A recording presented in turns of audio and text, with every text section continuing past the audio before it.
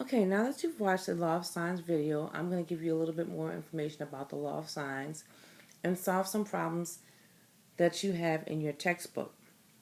First of all, the law of sines is used to solve oblique triangles, and oblique triangles are any triangle that is not right.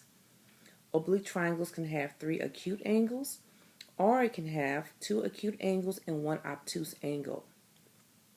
To solve an oblique triangle means that you will be finding the measures of all the angles and the lengths of the triangles, the sides of the triangles.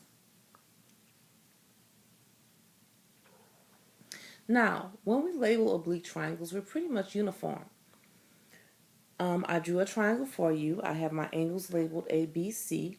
A, B, and C could also be alpha, gamma, and beta, which are the Greek letters that can be used to label angles. And then my sides are labeled with lowercase letters, or you can use the segment lengths. So here I have side A, or BC, is opposite alpha, or angle A. Side B, or side AC, is opposite beta, or angle B. And side C, or AB, is opposite gamma, or angle C. So again, you can see these labeled in many different ways depending upon the book or the website that you are looking at. There are 4 cases of solving oblique triangles. The first case would be one side and 2 known angles, and that can be ASA or SAA. Angle, side, angle, angle. Case 2 would be 2 sides and the angle opposite one side, which is side, side angle or SSA. Case 3 would be 2 sides and the included angle that's given to you. That would be side, angle, side or SAS. And case 4 would be 3 sides that are given to you, which would be side, side, side, or SSS. The 2 cases that we're going to be dealing with today are case 1 and case 2 because those are the types of angles that are solved using, the types of triangles that are solved using the law of sines. The other 2 are solved by using the law of cosines, which we will learn next week. Alright, so here's an example from your book. You're going to be given a side angle angle or angle side angle triangle. So here we have solve the triangle. Alpha equals 40 degrees, beta equals 60, and A equals 4. So the first thing you want to do when you're given that information is draw the triangle. So I've drawn the triangle there. And as you can see, I'm given, let's see, 60, 40, and then I have the side. So I have side, side, I have angle, angle, and I have a side. So side, angle, angle. The first thing we want to do is solve for the missing angle because that's the easiest, because the measures of the 3 angles of a triangle add up to equal 180 degrees.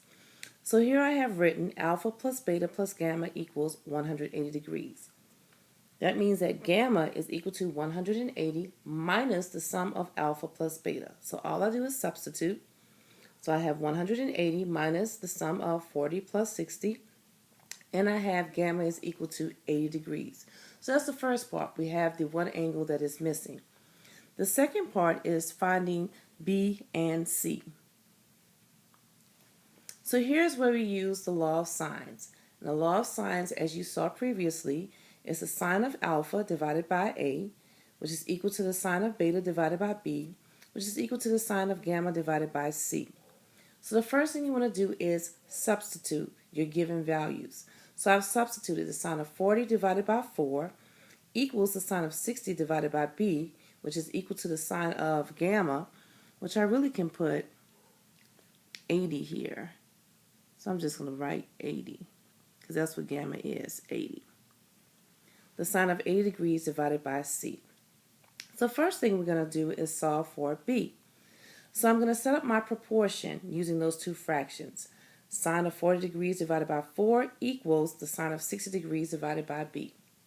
So now I'm going to cross multiply because I'm going to solve this proportion. When I cross multiply, I get B times the sine of 40 equals 4 times the sine of 60. Alright, so since I'm solving for B, I'm going to write this as B equals 4 times the sine of 60 divided by the sine of 40. Once I have it written as this, I can put this into my calculator, and I am going to round to the nearest hundredth, which means I'm going to have 2 spaces after the decimal. And since I'm rounding, I'm going to use, instead of an equal sign, I'm going to use my approximately, so I have the 2 squiggly lines. B is approximately equal to 5.39. All right, so I have B. Now I'm going to solve for C. All right, so I set up my proportion. This time I have sine of 40 degrees divided by 4 equals sine of 80 degrees divided by, this should be C. So I'm going to cross multiply. So I have C times the sine of 40 degrees equals 4 times the sine of 80 degrees. All right, so C is equal to 4 times the sine of 80 degrees divided by the sine of 40 degrees. And then I put that into my calculator, and I get C is approximately equal to 6.13. So now I have all my missing sides and angles. So I'm done. And I can list them right here on the side because I've solved them. I found gamma, which was equal to 80 degrees. I found B, which was equal to 5.39. And I found C, which was equal to 6.13. And I'm done. Now, you have approximately 10 minutes to do number 9 from your textbook. Then I'm going to display how it was solved, and you can check and correct your answer with the next video.